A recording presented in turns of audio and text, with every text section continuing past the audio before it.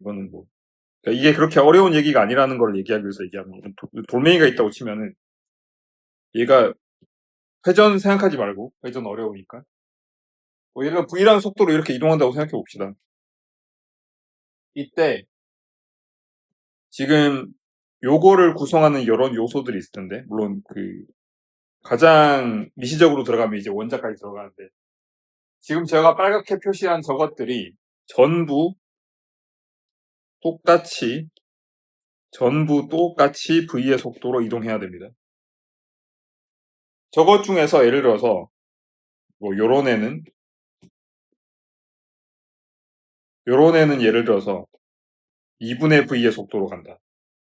라면은 다른 애들은 전부 v로 갈 때 얘만 2분의 v로 속도로 가면 이게 튕겨서 나가겠죠. 찢어지겠죠. 상대속도 같은 거 생각하면. 그리고 사실은 어떤 강체,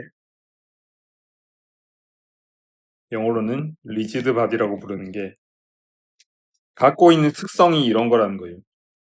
옆으로 이동을 시키든 회전을 시키든 간에 어쨌든 이 형체를 유지하기 위해서는 이걸 구성하는 모든 성분이 똑같은 속도로 여기서 말하는 똑같은 속도라는 거는 방향까지 고려된 거죠.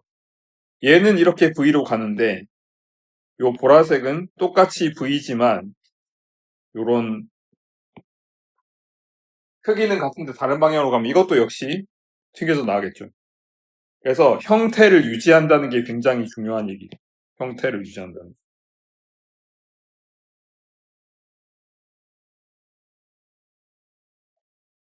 그래서 얘를 옆으로 옮기는 게 아니라 그냥 어떤 축을 중심으로 어떤 회전축을 중심으로 이렇게 돌리는 것 뿐입니다. 회전축을 중심으로 돌리는 것 뿐이에요. 이렇게 되면 조금 재밌어지는 게 재밌어진다기보다 좀 어려워질 수도 있는 게 지금 옆으로 잡고 이렇게 회전 없이 그냥 이동을 시킬 때는 모든 성분이 같은 속도로 이동을 하는데 돌릴 때는 요 회전축 근처에 있는 점이랑 회전축에서 멀리 있는 점이랑 속도가 다릅니다. 왜냐하면 그때 얘기한 것처럼 이거 돌릴 때 1초에 한 바퀴를 돈다고 하면 빨간 점은 1초에 요렇게 이동하고요. 보라색 점은 1초에 요렇게 이동하겠죠. 그래서 저 두 개 지점이 회전을 할 때 있어서는 속도가 달라야 됩니다. 뭐가 같아야 되냐? 저게 반지름은 다른데 반지름은 얘는 요만큼 작고 얘는 이만큼 크죠. 그래서 이 빨간색 부분을 M1, R1에 있다고 하고 이거를 M2, R2에 있다고 하면은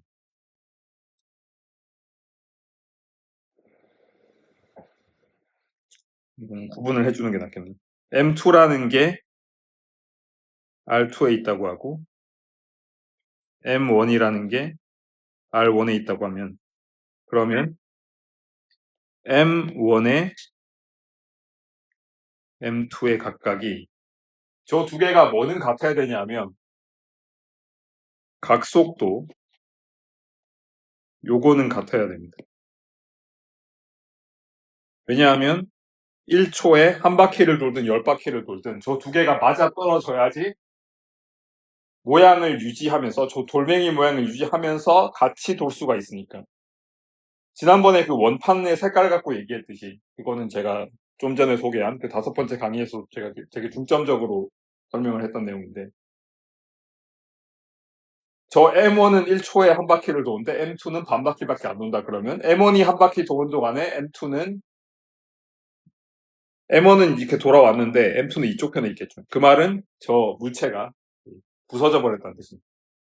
그래서 그러지 않기 위해 형태를 유지하기 위해서는 요게 같아야 됩니다. 이게 같아야 된다는 말은 근데 사실 M1의 속도는 R1 오메가, M2의 속도는 R2 오메가라서 요게 더 커야 됩니다. 그래서 강체를 그냥 이렇게 선형 운동을 시킬 때, 소위 병진 운동을 시킬 때, 회전 운동을 시킬 때 이런 차이가 있다라는 얘기를 했고요. 지난번에 어떤 얘기까지 했냐면 요거를 이거의 운동 에너지를 계산해 보자라는 거예요. 회전하고 있는 물체의 운동 에너지 어떻게 계산할 거냐? 이것도 이거랑 비교해 보면 좋을 것 같은데,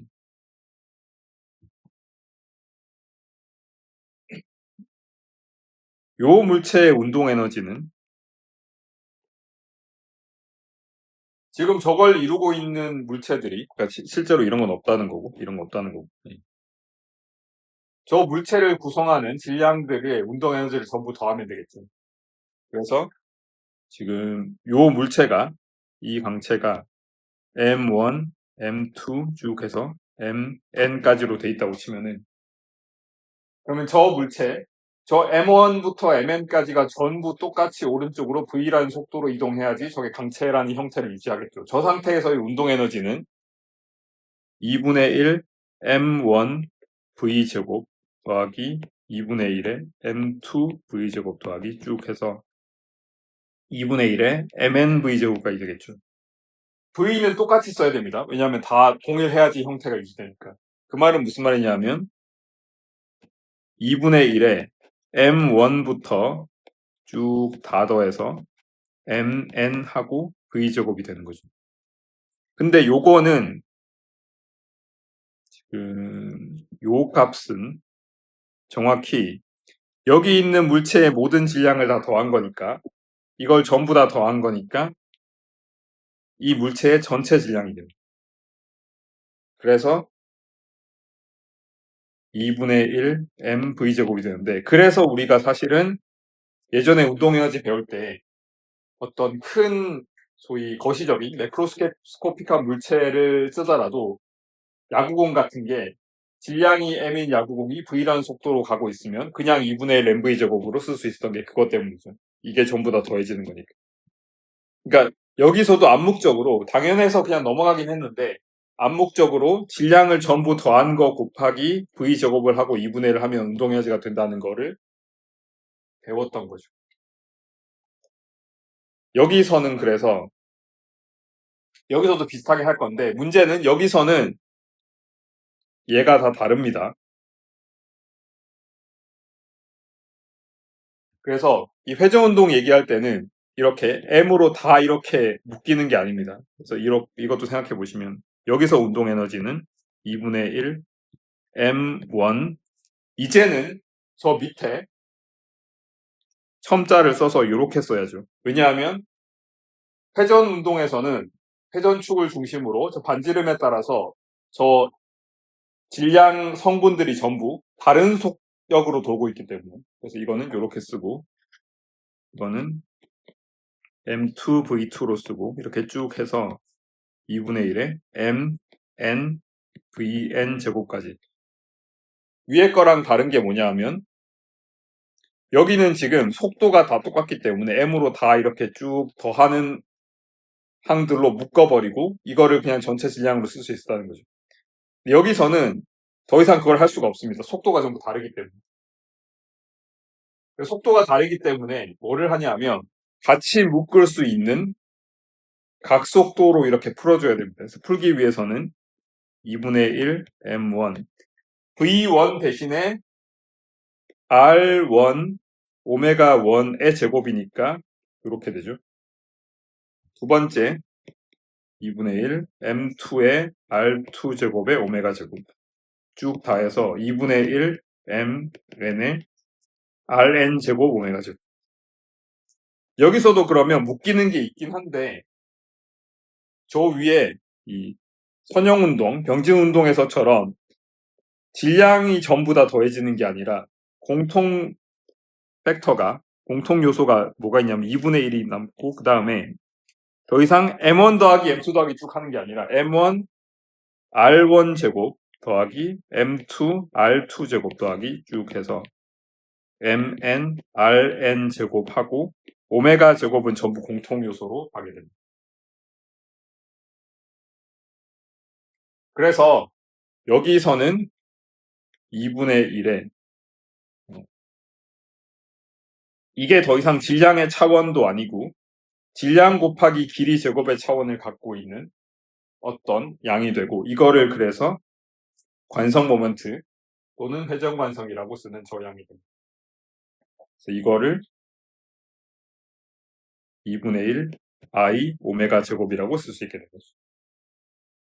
그래서 얘네 둘이 지금 이런 대응을 시켜보면 좋습니다. 그래서 이게 회전관성 같은 게 나오는 게 그러니까 회전운동에서 회전관성을 고려해야 되는 게 여러분들을 괴롭히려고 하는 게 아니라 이런 식으로 지금 질량들이 퍼져 있는데 이게 회전축에서 얼마나 멀리 떨어져 있는지를 다 미리 제곱으로 이렇게 얹어가지고 요렇게 더해 놓는 요거를 해야지 운동 에너지 같은 것들을 정리하기가 편하기 때문입니다.